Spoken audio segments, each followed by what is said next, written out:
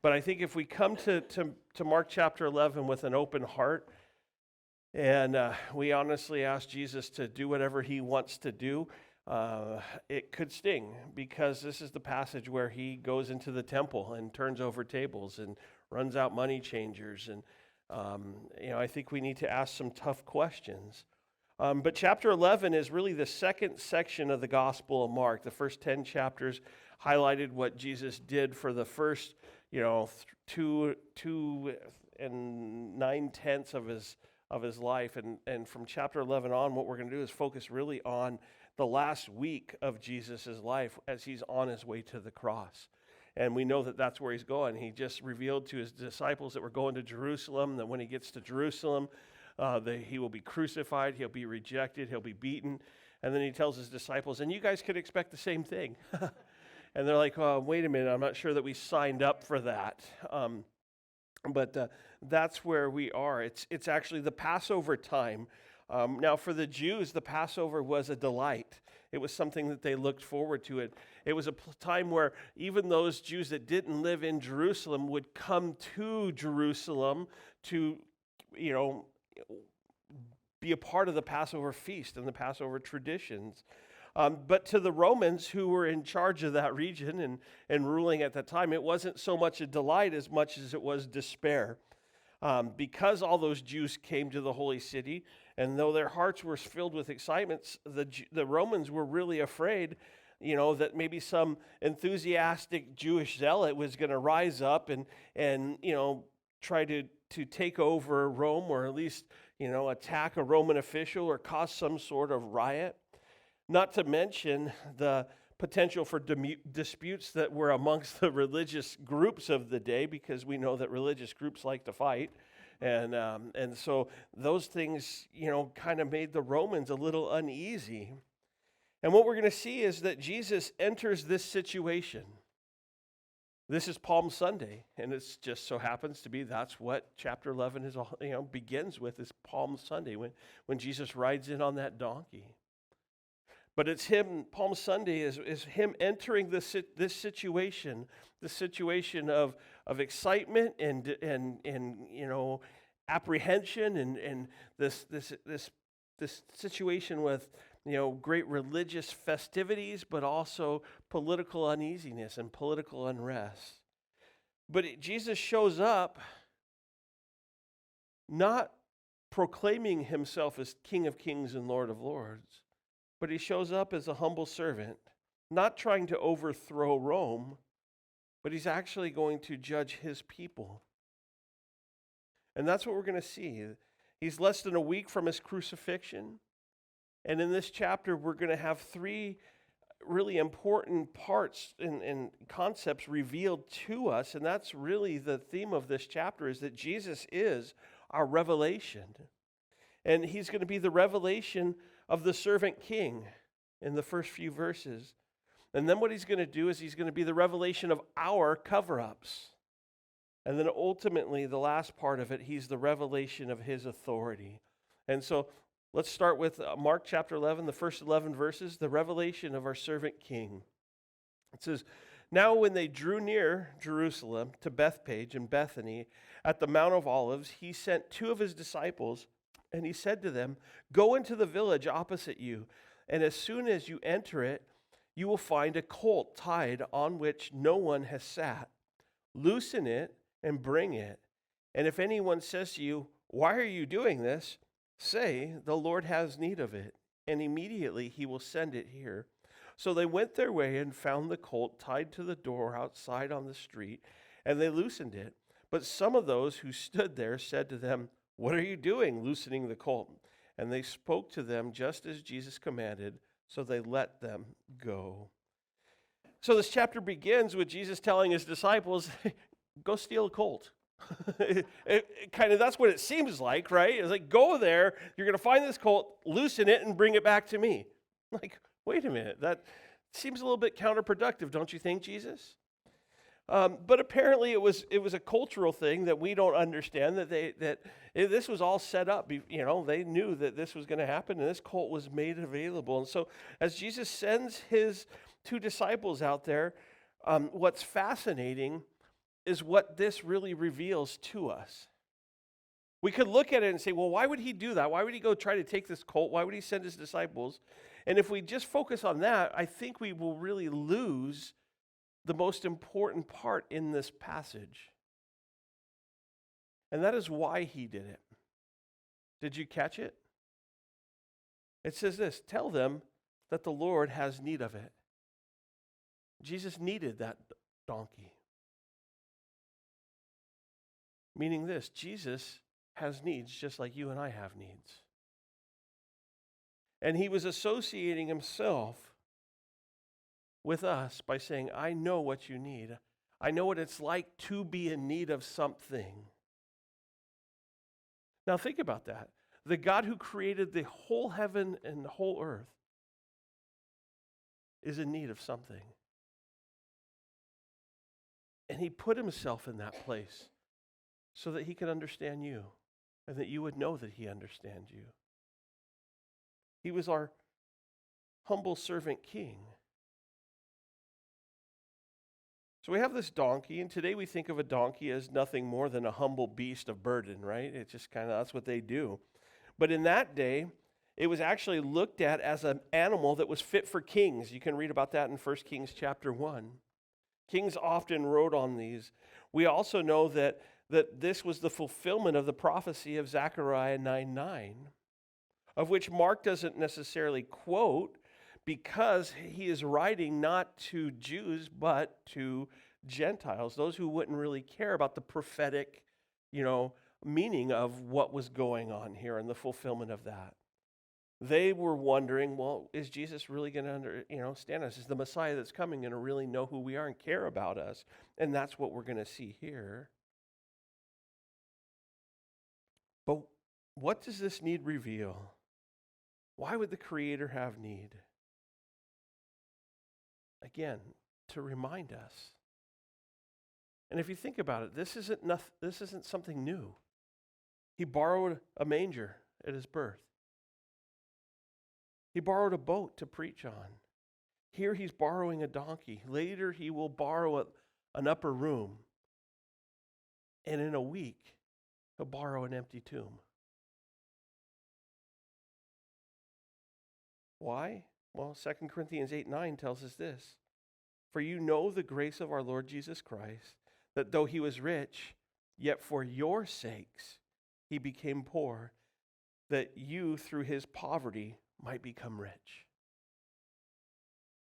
Jesus humbled himself for our benefit so that we would become rich, not necessarily financially rich, but rich with the understanding that God loves us and was willing to do anything he could to communicate that love for us. You see, Jesus chose to put himself in a position of need so that he would remind us that he understands. Jesus didn't have to go this route, but he chose to put himself there. He could have gone another way. But the other thing that this shows us is this. In putting himself in a place of need, that meant he needed his disciples to be able to do something as well. And so Jesus wants us to be a part of what he's doing in loving humanity, loving the world. And this was an invitation for the disciples to join Jesus in what? And how he would serve mankind. And that same invitation is extended to us today. We can join Jesus in what he's doing in the world today. He allows us to be a part of it. It's so exciting. It gives value and meaning to our everyday life. Because every day is an opportunity to be able to show the love of Jesus Christ to somebody that may never see it. I'm sure you've heard the statement, you may be the only Bible some people ever read. And you may be the only Jesus some people ever see. And it's so true. And Jesus put himself in need because he needed us to be a part of what he was doing. It goes on. And then they brought the colt to Jesus and threw their clothes on it, and he sat on it. And many spread their clothes on the road, and the others cut down leafy branches from the trees and spread them on the road. Then those who went before and those who followed cried out, saying, Hosanna! Blessed is he who comes in the name of the Lord. Blessed is the kingdom of our father David that comes in the name of the Lord. Hosanna in the highest. And Jesus went into Jerusalem and into the temple. So when he had looked around at all things, as the hour was already late, he went out to Bethany with the 12. So here Jesus is riding on the donkey. He's presenting himself. What was he presenting himself? King of kings? Lord of lords? No, he was presenting himself as the Passover lamb to be examined.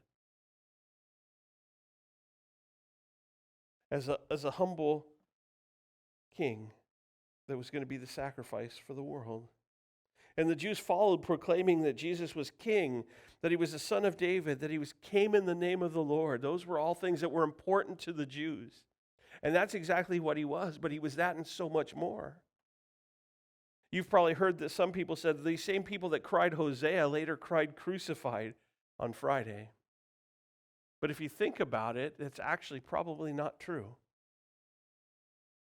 Because the crowd that wanted him crucified was mostly from Judea and Jerusalem, and the Galilean Jews here that were following him were really sympathetic to Jesus and really loved him. So I find it hard to believe that that same group would be turning on him in a few days. But there were some people that said, crucify him. I wonder what the Romans thought as they watched this. I wonder what went through their mind. Now, Romans were experts in many things, and parades was one of them. It was actually a huge public event for, a triumphal entry is what we call this, but to the Romans, this really wouldn't have been that much of a triumphal entry. And this is what I mean, because as the Romans would have looked at this, they would have saw a guy on a donkey with palm branches, and they'd be like, what's that? Like, who cares about that one? It would be like taking, our roundup parade, our parade here, for the frog jump, and comparing it to that of the one in Pasadena. It's not the same. It's quite a bit different, But nonetheless, they're watching this. Now, an official Roman triumphal entry looks something like this. The Roman general who was victorious in his battle, he would then show up, he would get all dressed up, and they would throw this elaborate parade. They would put him on a chariot of gold and allow him to parade in, and he would display his prisoners and have his trophies of war. The priests would go before him, burning incense. The people would shout his name in praise. A little different than what Jesus did. This would end in the arena, where the people would then fill the arena and watch as the prisoners that they brought in would then fight with wild beasts. So that was a triumphal entry to the Romans. So this would have been anything but triumphant to them. But they didn't get it, because Jesus is our servant king, and he is going to become victorious by the end of this week. But what was he bringing victory over? What would his victory look like? He would bring a victory of love over hate, truth over lies, and life over death. It wasn't what they were looking for, but it was exactly what they needed. And this is why Jesus needs us to partner with him, I should say. Because what he's inviting us to do is to bring that same victory of love over hate, truth over lies, and life over death into the world today, into our community, into our families' lives, as we serve like Jesus served. You see, Jesus is giving us opportunities to love, serve, teach, and restore our community. The second thing that we're going to see in verses 12 through 26 is Jesus is the revelation of our cover-ups. And this is where it may sting a little bit. I don't think we realize how much we cover up things in our lives. We present ourselves in a way where we want people to think, well, we got it all together. And when in reality, we don't have it as together as we would like to think we do. And that's okay. But in revealing the things that we use to cover up, what Jesus is saying is this: what I want you to understand is that I love you for who you are, not the way you present yourself on social media. And so in verse 12 it says, "Now the next day, when they had come out from Bethany, he was hungry. And seeing from afar a fig tree having leaves, he went to see if perhaps he would find something on it. When he came to it, he found nothing but leaves." I think everybody should underline that phrase in their Bible, highlight it and circle it, put maybe a smiley face, but nothing but leaves. I think that would probably be a good 90s rock band name. John, just, a good Christian 90s rock band would have "Nothing But Leaves" is the name for it. For, it just came to me, "For it was not the season for figs." In response, Jesus said to it, "Let no one eat fruit from you ever again." And his disciples heard it. So here Jesus is, he's hungry. He sees a fig tree with fig leaves, thinking, hey, maybe there's some figs on that. Let's go see. But the tree was nothing but leaves. Interesting statement. And then he gets a little frustrated and he says, "No one will eat fruit from you ever again." And the disciples heard this. Well, Jesus is about to reveal three main cover-ups that we have. The first one being national identity, the second one being religious activity, and then the third one are outward attempts to cover up our inward issues. You see, the condition of this tree and the cleansing of the temple revealed the spiritual conditions of Israel. Israel was not in a good place. In spite its privileges and opportunities of being God's chosen people, the nation was fruitless like this tree and inwardly corrupt, as we'll see in a moment as we look at the temple. And so here what he does is he reveals our national identity and how we hold on to that. And that's what the judging of this fig tree really does. Now, fig trees in Israel produce leaves around March or April. It then would start to begin to bear fruit in June, and then it would have another crop in August and possibly a third crop in December. Now, the presence of leaves could mean that there was fruit. But this fruit at this time would have been the fruit that would have been the leftovers from the previous season. Now, Jesus, we know, obviously had the power to kill the tree, but he also had the power to restore the tree and make it produce fruit again. So why didn't he do that? I don't know. I have no idea. But what I do know is this: Israel had failed to be fruitful. They held tightly to their national identity as God's chosen people. So much so that they neglected and it would ultimately reject their Messiah who was standing before them. But like the fig tree, Israel was nothing but leaves. Or, let's talk Calaveras County for a moment. All hat and no saddle. Like when you see me at the fair and I have a cowboy hat and a cowboy boots, I don't ride a horse. I'm not going to ride a horse. I walk up to a horse and the horse looks at me, "No, you're not getting on me." That's just how it is. So, and I'm okay with that. I really am. I rode a horse once in my life and that was it. I'm all hat and no saddle. But are we holding on to our national identity? I'm glad to have been born in America. I will tell you that. I've been to other countries. They're pretty corrupt. They're more than pretty corrupt. They're really corrupt. I've seen poverty. I've been able to experience. I lived in the middle of it for times and seasons. And I am grateful that God has, me raised in America. But just because I'm an American doesn't mean I'm necessarily a Christian. Just because I'm an American doesn't mean I have special privileges I can hide behind and I could cover up who I am because of that. I mean, when we die and go to heaven, it's not going to be because we are American. It's because we were born again. But are we hiding behind our fig leaves? Whatever those may look like.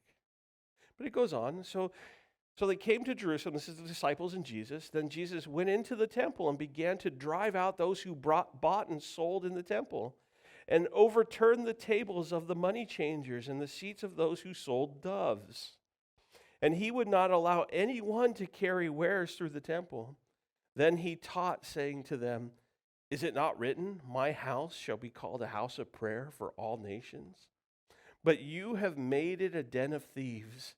And the scribes and the chief priests heard it and sought how they might destroy him, for they feared him, because all the people were astonished at his teaching.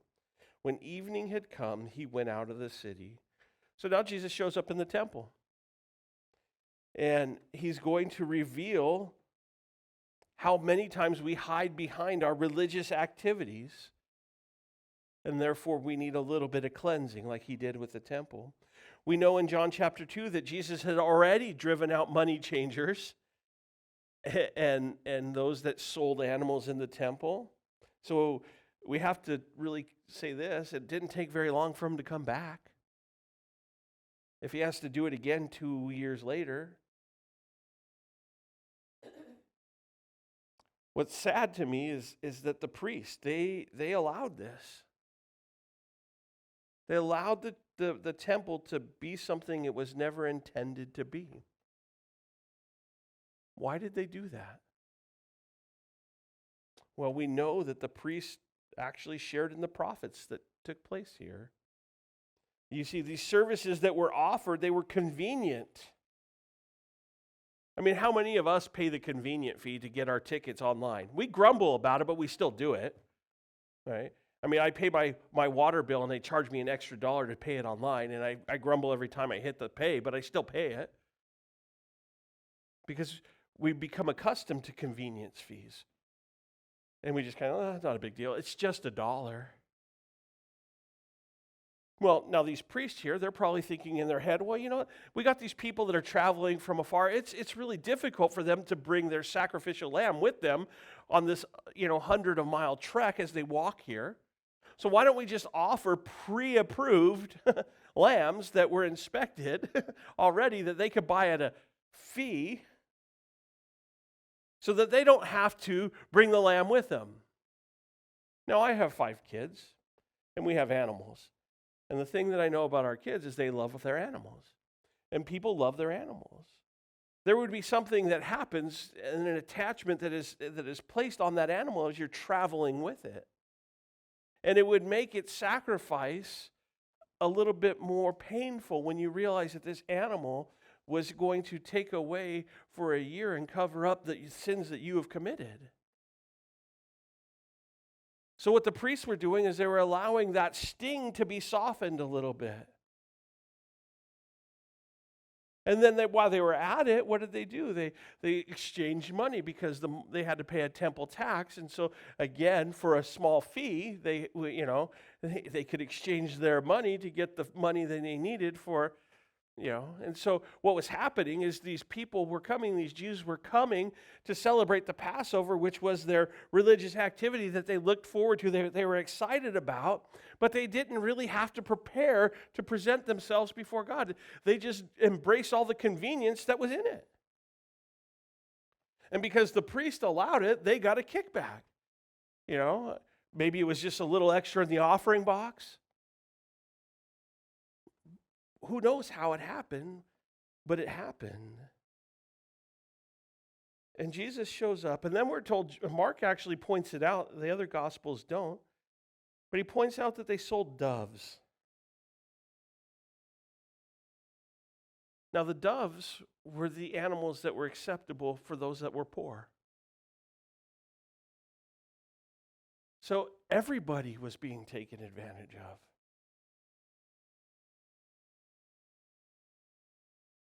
It must have broke Jesus' heart. If you think about it, it was a dove that his mom and his dad brought to the temple at his dedication, as Jesus associated himself with the lowly. I'm sure he looked around and he thought, what's going on? The Jews looked at the temple as a place of sacrifice. But Jesus said, no, you got it all wrong. Because then what does he say? You have turned what should have been a house of prayer into a den of thieves. What should have been a house of prayer has now become a den of thieves. The temple and its religious services became a cover-up for the sin and the hypocrisy of the people. And that frustrated Jesus.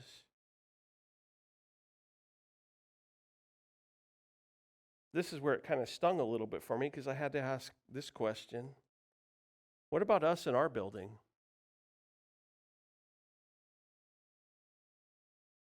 The place we come and we worship, is it truly a house of prayer? Are all people welcomed here? Do we as a church simply come to cover up something in our lives?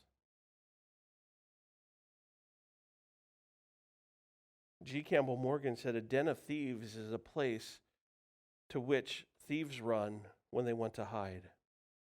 What are we hiding from? Why are we here? What are we doing? I mean, if Jesus was to show up at our church today, what changes would he want to make? That's a tough one to swallow. But I think we need to look at it. The sad thing is where all this was set up. This was set up in the court of the Gentiles.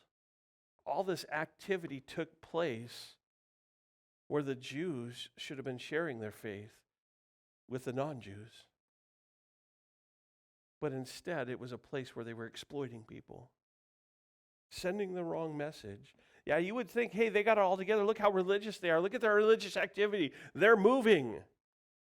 They're getting things done. But are they? Goes on in verse 20. Now in the morning, as they passed by, they saw the fig tree dried up from the roots. So they leave the temple, they pass that fig tree, dried up by the roots. And Peter, remembering, said to him, Rabbi, look, the fig tree which you caused has withered away. So Jesus answered and said to them, have faith in God, for surely I say to you, whoever says to this mountain, be removed and be cast into the sea, and does not doubt in his heart, but believes that those things he says will be done, he will have whatever he says. Therefore I say to you, whatever things you ask when you pray, believe that you receive them, and you will have them. And whenever you stand praying, if you have anything against anyone, forgive him, that your Father in heaven may also forgive you your trespasses. But if you do not forgive, neither will your Father in heaven forgive your trespasses. So they leave, they pass the tree, it's withered up by roots. Peter's like, hey, Jesus, look at that tree. Remember that tree? It was all one sleeve, now it's dead. How'd that happen? Like overnight. That's the kind of roundup we need. Jesus speaks, next day it's dead. Wouldn't we all love that? But Jesus uses this and he says, well, you know what? This is kind of what prayer is like. He uses it as an illustration for prayer. But this isn't the only lesson on prayer that Jesus gave. And so we cannot isolate it from the rest of Scripture to set up what we think is going to happen. That says, if you just speak it and believe it, then God's going to give it. Because what happens when he doesn't? Then you're disappointed. When you're expecting, well, God, I believed, and you didn't do it, it leaves you wondering. So to get a really accurate concept of prayer, what you need to understand is this, that yes, as you pray, we need to have faith and we need to believe. We should not doubt. But like the man who had his son who believed, and he said, well, Jesus, but help my unbelief. We need to be open and honest with our prayers. God, I want to believe, but I'm going to struggle with this one. I can't tell you how many people I've prayed with for family members that are struggling. And every day listen to them and try to check and see how they're doing. And then you begin to wonder, is God really hearing my prayers? And it hurts when it doesn't get answered. And it seems like looking at a mountain and saying, mountain, move. Like, I don't know that I have that kind of faith. But our prayer has to be honest. Prayer needs to be abiding in the love of God according to John 15, 7 through 14. Is our prayer surrounded by love? Not just to say, hey, look at me, look at what I can do. Look at my faith. Prayer must also be according to the will of God, according to 1 John 14 and 15. Right? We need to understand God's will, not just our desires. And I think when we put those all together, when we're honest with what we struggle, like Paul, he prayed that thorn in his flesh would be removed, but it never was. But then he gives us the most amazing verse in the Bible. He says, but your grace is sufficient. God, even if I don't get what I want, even if my mountains don't move, your grace is sufficient. Your grace will sustain me. Your grace will be with me. And I'm going to hold on to that. I really want these things, God. I really want to be in your will. I really want, to abide in your love, and I really want to see you work. But really what we need to understand is that prayer is not an emergency measure that we turn to when we have a problem. Prayer needs to be something that marks our life. We should be a people of prayer. Prayer needs to be part of our communion and our worship with God. It's an act of worship. So we should not interpret verse 24 to mean that if you pray hard enough and really believe that God is then obligated to answer your prayers, no matter what they are and how you ask them. Prayer is not us getting our will done in heaven, but it's to get God's will done on earth. And this is where it was hard for me, because here's what I believe. I believe that our church needs to pray more. We're really active. We do a lot of things. We got a good reputation in the community, and those are all good things. But we need to pray more. And God woke me up in the middle of the night to tell me that, and I didn't like that. And then I couldn't go back to sleep. And I'm wrestling with it. I'm like, okay, God, we need to pray more. How? People work, people are busy. What do we do? And I believe that God gave me this for our church. I got a sign-up sheet out there. And every day of the week, I'm going to send out we have that direct dialer. And anybody that would like to be a part of that, to get that prayer reminder on how we can pray as a church together for different areas in our community and in our lives, I would ask you to sign up on that. And then I will send you every morning an area to be poignant in praying, so we can collectively be on the same page as we pray for our nation, as our officials, our government, our law enforcement, our missionaries, our ministries in the church. So I would invite you to be a part of that if you want to. Again, it's on the Connect table. It's on the post there. But I would also like to invite you to join me on Wednesdays. You don't have to be here, but I'm going to commit Wednesdays to be available to pray for anybody. So we'll be here, and if you show up because you have something that you want prayer for, we will stop whatever we're doing as a staff, and we will come and we will pray. But I would also ask that you would consider making Wednesday a day that we as a church fast and pray together. You're like, Shawn, you're going a bit extreme on us here. I guess I was a little convicted when I would listen to my Ugandan friends and who are fasting and praying just so that God would provide them food. And when they said to me, we learned during COVID that fasting when you have no food is cheating. I was like, ouch, that one hurt. I'm thinking that's the perfect time to fast. But to them it was cheating. But then Jesus really ties it all together at the end, and he says this: true prayer requires forgiveness and faith. So one of the things that I pray happens as we begin to pray more as a church is that we will find forgiveness taking place, that our faith would increase, that we would love each other more deeply and more honestly. But I have one more thought about this. I was thinking, why would he tell this fig tree to wither up?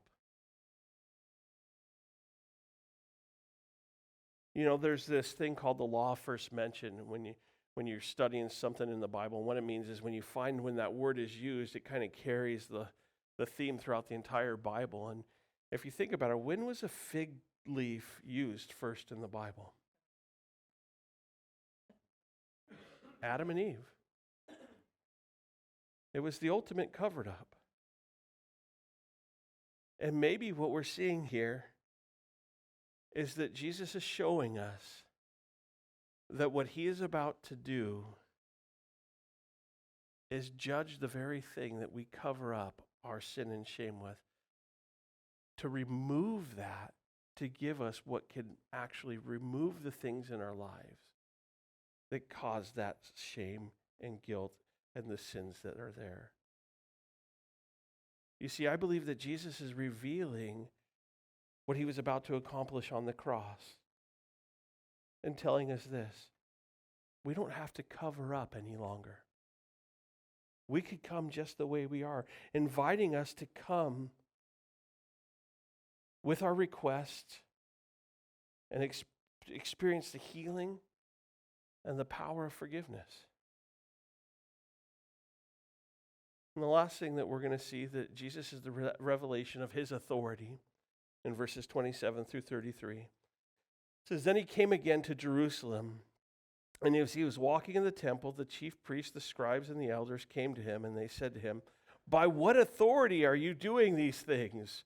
And who gave you this authority to do these things? And I think they said it really nicely, don't you? Like, can we just have a conversation for a moment? Jesus, can you please help us to understand? No, I don't think that's really how it went. But Jesus answered and said to them, I also will ask you one question. Then answer me, and I will tell you by what authority I do these things. The baptism of John, was it from heaven or from men? Answer me. And they responded amongst themselves, saying, if we say from heaven, he will say, why then don't you believe him? But if we say from men, they feared the people, for all counted John to have been a prophet indeed. So they answered and said to Jesus, we do not know. And Jesus answered and said to them, neither will I tell you by what authority I do these things. You gotta love it. It's to me, that would have been funny. I would have loved it. It would have been funny. Like, okay, I got a question. What authority? He's like, no. I got a question for you. John the Baptist, right? Now, obviously, these guys were angry with Jesus, and they were trying to destroy him. We know that. But first they had to get enough evidence, so they figured that this would be the opportune time to get that evidence to get him destroyed. So what do? They question his authority. What right do you have, Jesus, to come into the temple, throw everything over, and call this your house? Because what he was claiming is to be the Son of God. What authority do you have? And then he brings them back 3 years to John the Baptist. And he asked, where did John get his authority? Was it, for baptism, was it from men or from God? Putting them in a dilemma. Because no matter how they answered, they were in trouble. If we say from God, then why aren't we listening to him? If we say of men, well, people aren't going to like us. He reminded them that their decision to kill John actually caught up to them.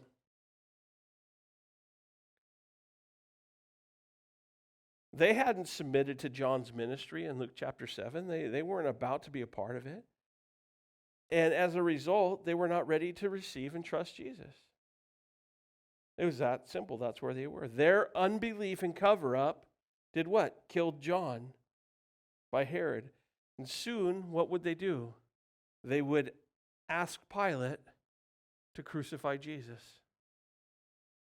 It was about to happen.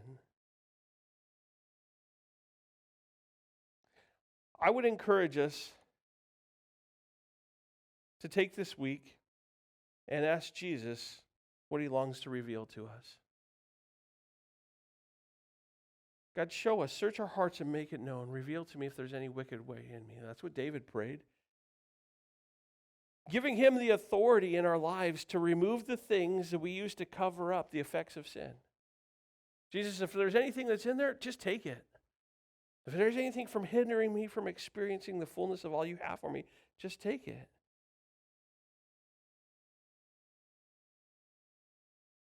And then may we be those who accept the invite to join Jesus in what he is doing in our world as we worship him as our servant king without our cover-ups. I love that. And guys, I believe that it's time that our house becomes a house of prayer. And then let's just see what God does. So I'm excited. Again, it stung a little bit this week. But I'm still excited because I know the end of the story. The end of the story is the empty tomb, where Jesus takes that sting and he produces life. And I'm so excited that Jesus is inviting us to be a part of what he's doing in our community and in our world. And we know what he's going to do because he doesn't change. He's going to meet people right where they are. He's going to love them, transform them into his image, to his likeness. He's going to save souls. And that's the promise that we have. So as we submit to him and we give him that authority, let's just rejoice in what God is doing in our lives and what he's going to do through our lives.